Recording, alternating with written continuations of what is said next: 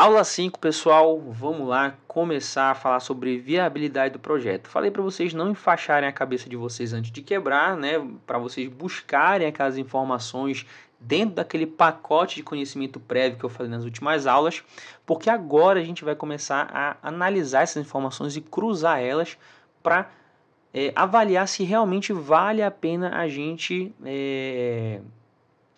produzir maracujá na nossa região. E o que acontece, pessoal? Eu vou nessa aula aqui, vai ser uma aula um pouco mais maçante, uma aula que a gente vai parar, vai analisar cada uma das características, vai fazer esse trabalho aí um pouco mais devagar, direitinho. Vou mostrar para vocês isso em números, em percentuais da nossa própria situação, da nossa própria fazenda, tá bom? Como nós analisamos o nosso projeto, quais são os números do nosso projeto, para que vocês consigam fazer essa comparação com o caso de vocês. Então, se vocês precisarem pausar a aula, pausem, anotem, tá bom? Isso, na verdade, já vocês deveriam fazer isso em todas as aulas, tá? Eu falo um pouquinho rápido, eu sei que tem bastante conteúdo aqui. A minha intenção é realmente passar o máximo de conteúdo possível, então fiquem à vontade aí, não se apressem para acompanhar o que eu tô falando. Se precisarem assistir a aula de novo, assistam, tá bom? Mas essa aqui é muito importante porque ela de fato é o nosso martelo batido. A gente vai bater o martelo agora se realmente vale a pena produzir maracujá para o nosso caso ou não. Certo?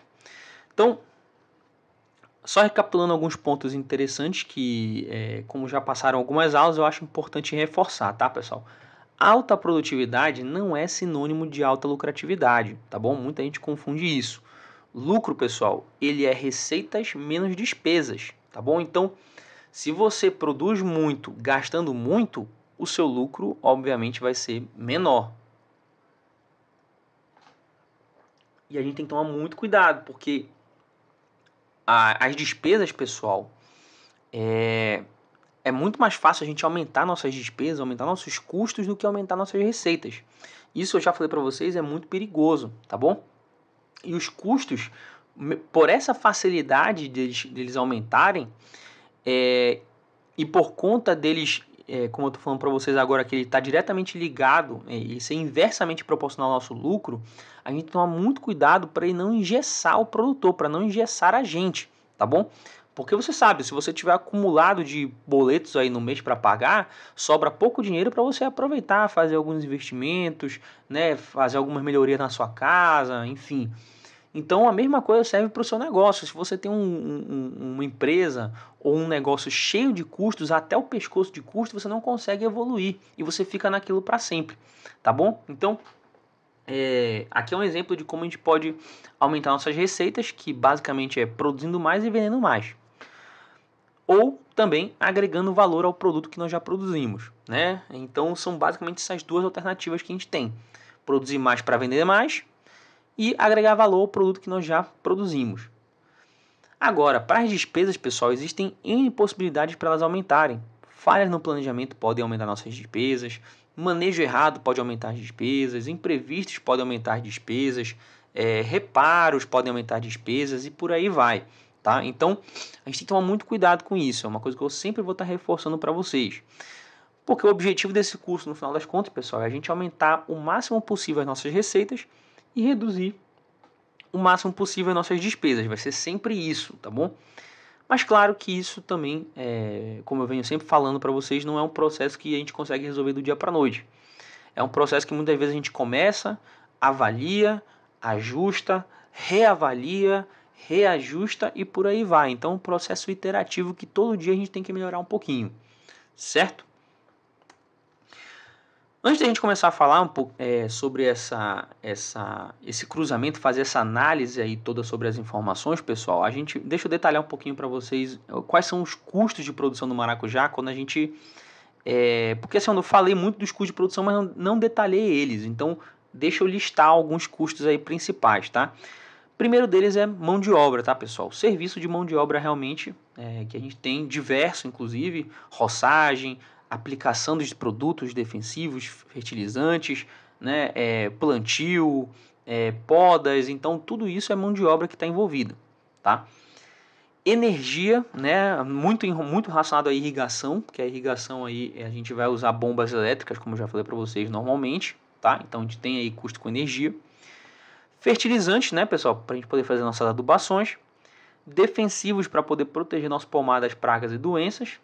Combustível, normalmente a gente vai precisar, porque normalmente a gente vai usar um trator, vamos usar um caminhão ou uma picape ou algum outro utilitário aí para poder transportar nossa produção. Nós vamos ter combustível com roçadeira, enfim. Então, combustível também é um dos custos, tá? Transporte, pessoal, a gente vai ter custo com transporte para poder transportar, seja os insumos que eu já falei para vocês, de fertilizantes defensivos, como também transporte da nossa própria produção, né? Armazenamento dessa produção, normalmente isso vai ser mais significativo para o armazenamento quando a gente trabalha com beneficiamento, né? No caso das polpas. Para fruto é difícil a gente ter um armazenamento muito prolongado, então não é um custo tão significativo para o caso dos frutos. E o custo de beneficiamento, caso faça o beneficiamento disso com as polpas, por exemplo. Tá?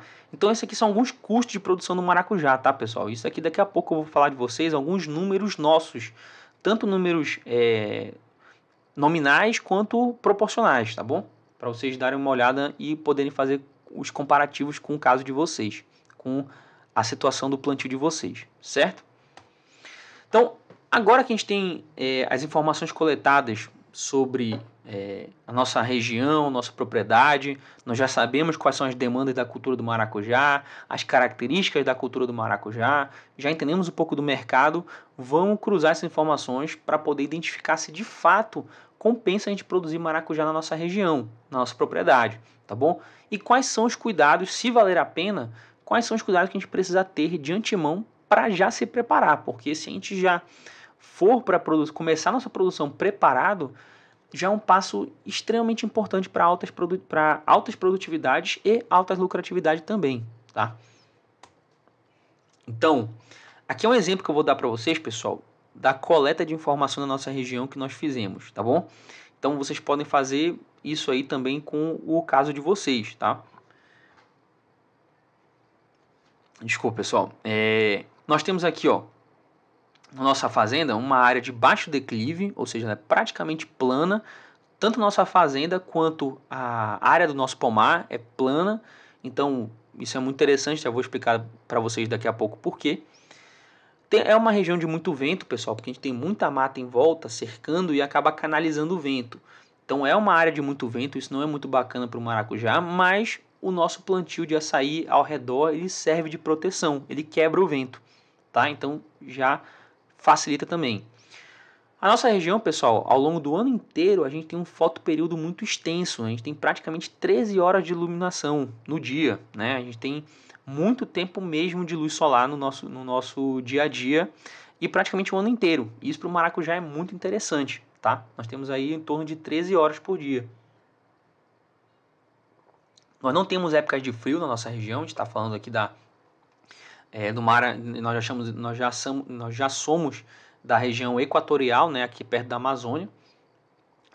Na verdade, perto não, nós estamos dentro da Amazônia, né? Então, nós não temos época de frio, mas nós temos época de período chuvoso muito intenso. 6 meses de chuva bastante intensa, tá, pessoal? Esses 6 meses de chuva intensa, claro que vai ter um pico maior em alguns meses, mais ou menos uns 2 meses, vai ter um pico de chuva realmente muito, muito intenso. Mas a gente tem um período chuvoso de chover praticamente todos os dias aí durante 6 meses, tá? Essa chuva, pessoal, ela ajuda bastante a gente na irrigação, tá? Ela faz a gente economizar um pouco na irrigação. No entanto, nos períodos que realmente é muito intenso a chuva, a gente vai ter problema aí com a nossa produção, como eu já falei para vocês nas aulas anteriores, que a chuva intensa, ela acaba lavando o nosso pólen, ou seja, prejudica a nossa polinização e acaba criando um ambiente muito úmido dentro do pomar que pode acabar fazendo com que doenças se proliferem, tá? E lavando também nossos defensivos e dificultando nossa prevenção contra pragas e doenças. Então, são épocas aí um pouco mais difíceis de manejar o maracujá, certo? Então, a gente tem que ter noção disso aí e organizar nosso plantio conforme essas épocas do ano da nossa região, certo?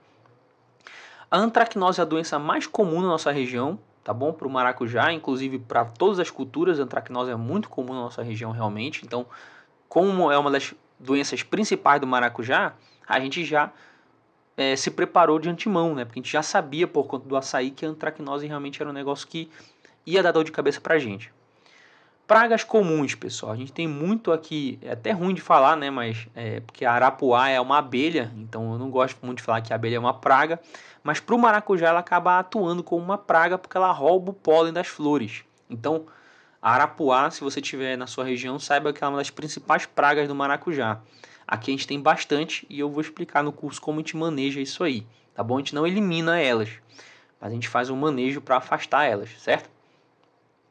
Nós temos lagarta, pessoal, bastante lagarta aqui na região, percevejo, formiga de fogo que acaba atacando os frutos e o marimbondo, que é uma coisa que eu nunca vi ninguém falar sobre isso em nenhum artigo científico, mas na nossa região os marimbondos eles acabam atacando o maracujá. E eu vou explicar para vocês também como trabalha isso aí, tá bom? Como a gente trata essa prevenção aí dos marimbondos, beleza?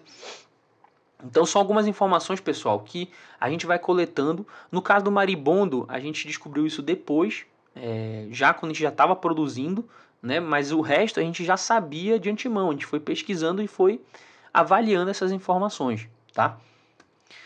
A temperatura o ano inteiro, pessoal, na nossa região, gira em torno aí da temperatura média de 25 graus. Vão ter épocas do ano mais quente e vão ter épocas do ano menos quente, né? Não tem uma época do ano fria aqui, como eu já falei. Mas a temperatura média gira em torno dos 25, 27 graus, que é justamente próximo do que o maracujá, do ideal para o maracujá, né? Então, é uma temperatura muito boa. Nós temos um solo de textura média, 15% de argila tem no nosso solo. Ele é mais pro arenoso do que pro argiloso, né? Pouca argila que tem, mas ele não é um extremo arenoso, né? Ele não é arenoso ao extremo. Então é um solo de textura média, tá? Isso é muito interessante porque a gente tem uma condição equilibrada de solo, tá? Fácil captação de água para irrigação, a gente tem uma facilidade muito grande de captar água aqui, porque a gente tem muitos lençóis freáticos aqui na região e rasos, né, assim, próximos da superfície. Então, com poços artesianos aí rasos, a gente consegue captar bastante água. Isso é uma coisa que a gente já sabia até por conta da avaliação que nós fizemos para o açaí.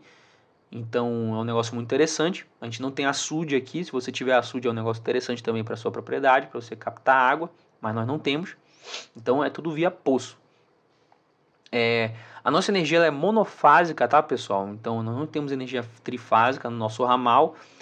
É uma energia ruim, pessoal. Monofásica é uma energia ruim porque tem muita instabilidade de energia. Então, a gente liga a nossa irrigação aí bem cedinho para evitar que tenha uma sobrecarga na energia, tá? E os equipamentos de monofásico, né, bomba monofásica, são bem mais caros do que as trifásicas, tá? Então isso é um ponto muito negativo.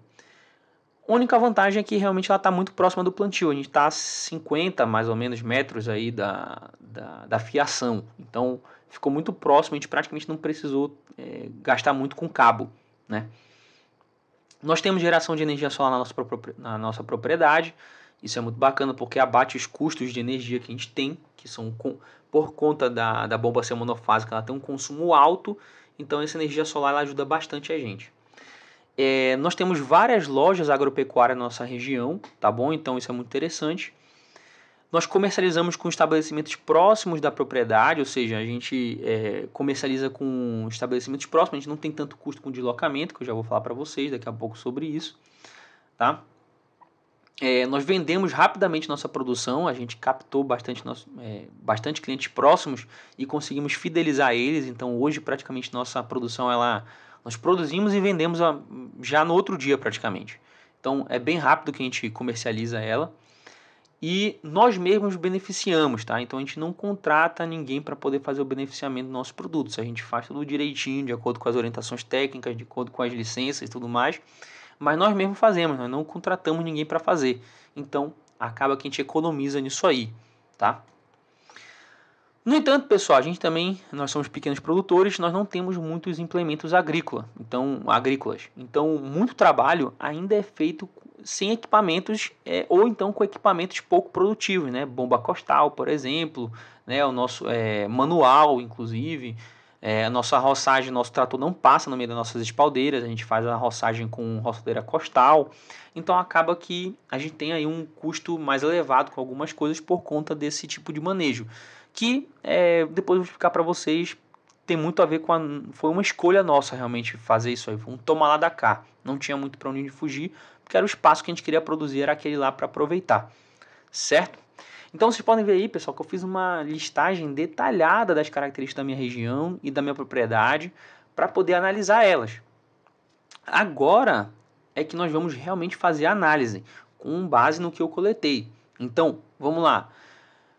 Primeira coisa que a gente já percebe, a gente tem um manejo simples por conta do relevo. Esse é o primeiro ponto logo que eu falei para vocês sobre o relevo. Então, o relevo plano, ele simplifica nosso manejo. Então, vamos ter um manejo simples, ponto positivo. Nós temos condições muito boas para altas produtividades, ou seja, o nosso terreno, a nossa região, ela tem condições que vão suprir aí boas demandas do maracujá, né? Por exemplo, luminosidade, proteção contra o vento, né? Um solo aí de textura média, tá? Então a gente tem condições aí muito boas para alta produtividade, temperatura boa, inclusive também. Isso a gente vai o quê? A gente vai ticando lá aquelas demandas do maracujá com base na nossa região. Então, como eu falei para vocês, o maracujá tem alta exigência em luminosidade, nossa região tem um fotoperíodo muito longo. Então, ponto positivo. Nossa região aí tem uma temperatura média de em torno dos 25 graus.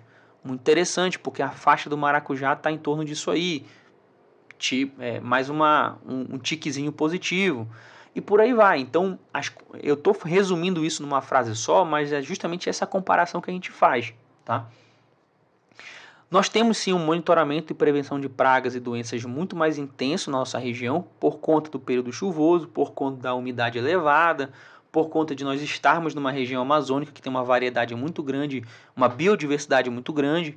Tá? Então, a gente tem esse monitoramento aí mais intenso, vocês depois vão ver isso aí em números, que realmente é um dos nossos maiores custos. Tá? Por conta da grande quantidade de lojas aí agropecuárias, nós temos uma boa variedade de preços e de produtos, ou seja, nós sempre temos aí produtos disponíveis para o nosso manejo e com preços aí que a gente consegue procurar o melhor para o nosso caso. Né? Então, isso é muito interessante. Nossos custos com irrigação, pessoal, são menores por conta da geração de energia solar. A gente consegue abater da nossa conta de energia. Isso é um negócio que quebra um galho demais, porque o nosso consumo de irrigação ele é alto, tá bom? Então, a energia solar quebra um galho muito grande.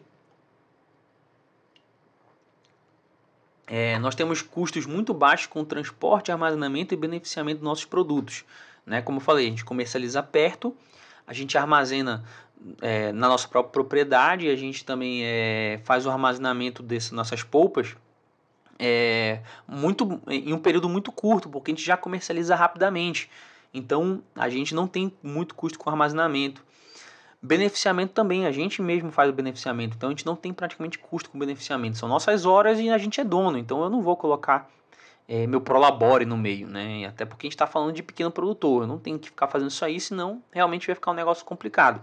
A gente coloca o que é relevante em relação a custo, que são os funcionários, tá bom? Então, esses nossos custos muito baixos aí são muito interessantes para o nosso caso, tá? E isso tudo é por conta das características que eu procurei e mostrei para vocês listados ainda agora. Agora que eu fiz essa análise um pouco mais criteriosa, né, pessoal, vou até voltar um pouquinho para ela. Agora que eu fiz essa análise criteriosa sobre as condições do nosso terreno, da nossa fazenda e tudo mais, e da nossa região, a gente já consegue ter uma ideia de que, dá para produzir maracujá aqui. Nós temos aí um manejo simples que vai ser possível fazer. Nós vamos ter boas condições para atingir altas produtividades, ou seja, demandas do maracujá sendo supridas, boa parte delas. Nós temos alguns pontos de atenção, que prevenção de pragas e doenças, né? Nós temos aqui realmente um custo maior com isso aí, mas assim, é um ponto a chamar a atenção, nada fora do outro mundo, né? Nós temos aí uma boa variedade de preços e produtos, ou seja, uma boa disponibilidade, uma boa infraestrutura para a gente poder trabalhar na nossa região. Então a gente vê que é um cenário muito positivo para a gente produzir maracujá.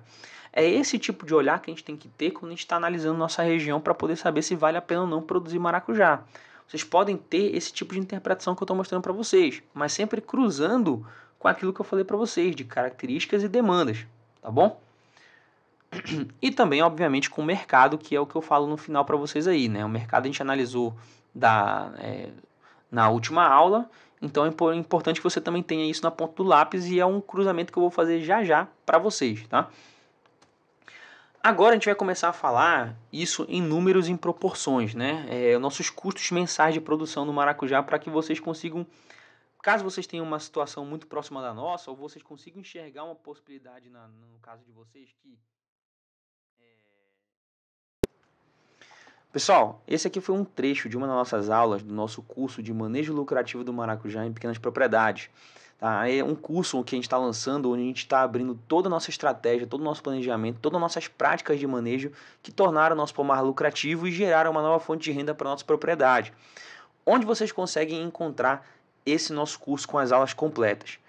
Lá no clube de membros do canal, pessoal, vocês assinando o plano Melhor Amigo da Fazenda, que é um dos planos do nosso canal que a gente oferece, você tem acesso a todos os nossos cursos, esse nosso curso de maracujá completo com todas as aulas, nossos e-books vão estar disponíveis para você, nossos e-books nós já lançamos inclusive, tá certo?